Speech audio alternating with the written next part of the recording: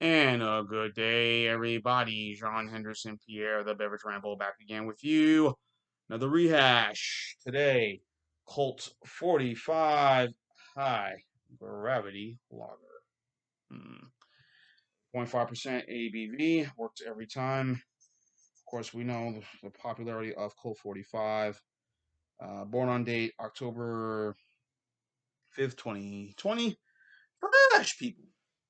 So, I did this review uh, first time when I started doing beer reviews. Again, it's been 5 years. Um, so it's been a while. I had this. We did get this here in Mobile. For what reasons? Announced to anybody, the beer just poof, vanished away. So this one, along with the VSL, the Schlitz Very Smooth Lager Gold Bull, that is also 8.5%. That also is quite harsh, and I'll tell you why. Maybe because just the ABV being what it is. So it's just really strong, really strong. Um, the other malt liquor on the Pabst line, of course, you have this one, of course, of the high gravity. This one, you have St. Ides, which is 8%. Believe came out in 1996, I believe. And of course, all the Schlitz malt liquor lines. Of course, Schlitz were probably the founding fathers of the extra strong beers back when he made his debut back in the 1960s or late 50s. Hey, people tend to forget our memories. I know I do. That's what the beer looks like.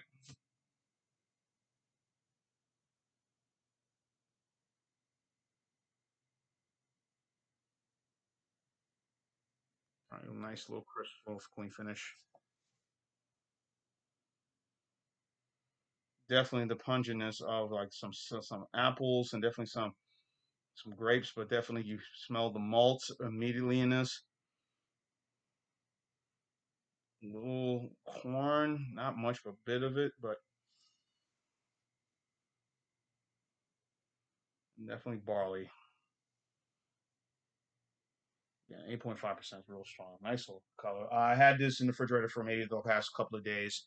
Bought this up in Georgia, visiting my brothers and my uncle and their respective families, spending time with them. So, of course, I did a little looking, driving around town, and picked up some stuff that I don't get here in Alabama. Hmm, go figure. So, um, as I mentioned, all the other malt liquors, those that in the Pabst line, but the Steel Reserve, the high gravity ones, of course, high gravity, um, kind of started everything in my opinion. Um, but all it is a real as a Hellas Doppelbock, you know, which that style's been around forever. Andy Gator from Abita. There's a few other styles that you have, Spot and Optimator, quite a few others. So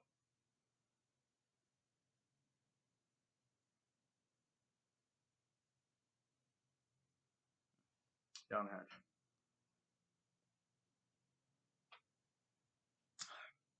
Mm.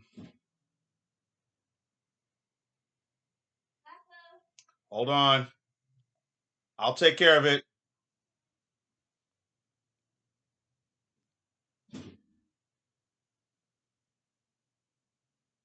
Nice, clean, crisp, very enjoyable. I mean, it's crisp, definitely. That's cool, but there's a little bit of a very interesting aftertaste I'm getting from this. Not the same. I wonder. It was not the same I had it from the first time. So,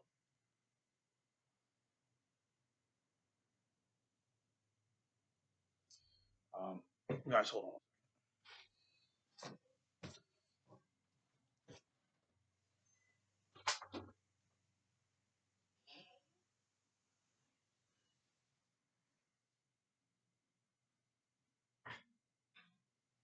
Hey, give me five. Give me 5 minutes, okay?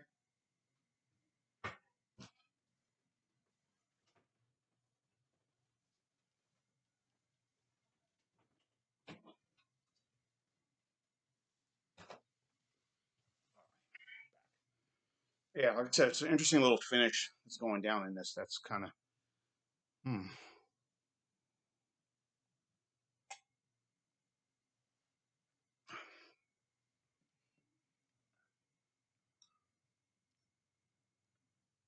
Yeah, super cold. I had this in, like I said, in the freezer. Took it out, just a mere, left it 5 minutes, kind of let it, do a little something, but really still cold. And that's the best way to drink these. Uh, Especially these two 8.5. I got this one. I got the VSL, another rehash. Stay tuned for that one. Mm. Um, 45, of course, the history came debut 1963.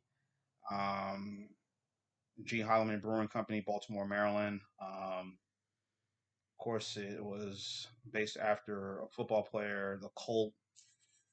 Of course, the Colt 40. Also, interesting enough, the baseball team, Houston Astros, went by the name Colt 40, the Colt Houston Colt 45s at one point. So, um, figure on that one.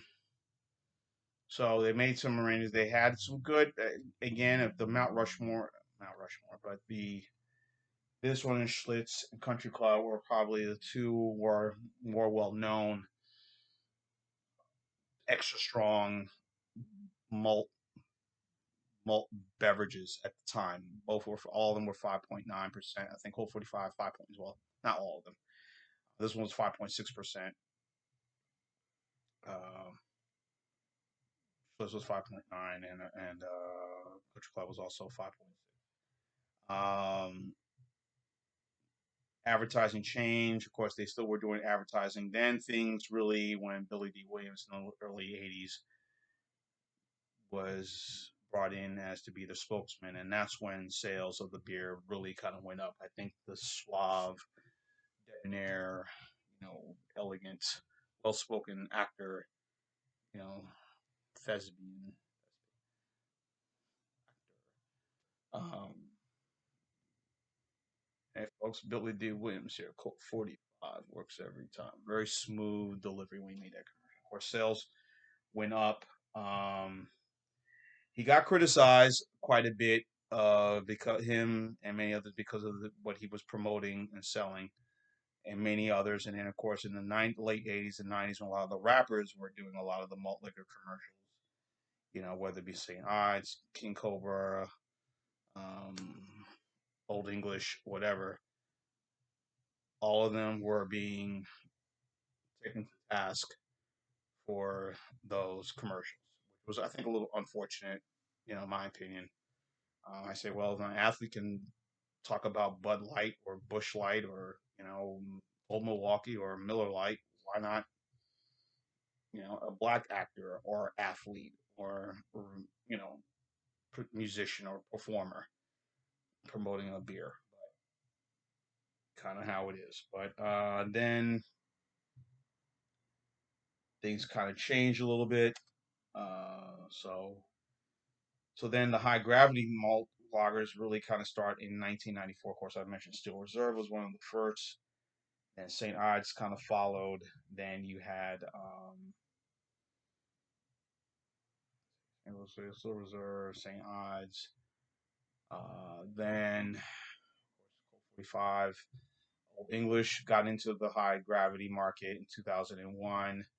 Um, AB InBev only put out, we had the Hurricane 6%, which now, good luck if you could find it, because I barely see it anywhere. But everybody can get the Hurricane 8.1, which is phenomenal in my opinion. Probably one of the better enjoyable high gravity lagers, in my opinion, out there. Right next to it, of course, is OE high gravity, and then Icehouse Edge by Miller. Um, Mickey's Ice, I don't know if that's considered a high gravity malt liquor, possibly because of the ice, you know, formula, I guess. I don't know. But, Mickey's, of course, 5.6%. But anyway, of the high gravity lagers, Hellas Doppelbox, all of them have kind of lived up to their meaning and to their what they provided. Nice, good, clean finish, and you're not going to break the bank with it. And this one I didn't break the bank with this one, and many of them you don't, and that's why people have a negative connotation about it, which I think is a little unfair. You know, as I mentioned many times before, I mentioned I went to a grocery store and I saw someone actually purchasing a 12-pack of Steel Reserve, and I thought, what the hell? But this was a white guy, so not yet. Said not yet. So, but in any event, I have company. I'm trying to do these videos. I always seem to could never do these videos. I'm gonna have to maybe get up at maybe 3 in the morning do these videos. I don't know. Go figure. But anyway, a bit of a harshness to it as I'm getting. The finish is kind of that, but again, overall, I think that's why I'm not going to give a high score on this one. I know for the style, I would say B plus for this. B plus right on the A minus level. It's just the 8.5. I mean, 8.1 I could tell, but 8.5. Man, we're really going to some heavy duty territory here. Really heavy duty territory. Founders has it. I don't know if that they still make the beer, the DMKL, which was kind of a extra strong, a Helles Doppel, you know, extra strong malt high gravity beverage. That was at 14%. I believe that's the ABV on that one. So anyway, I'm gonna save a little bit of this to. Well, I probably should have drank this. See how many beers I've had.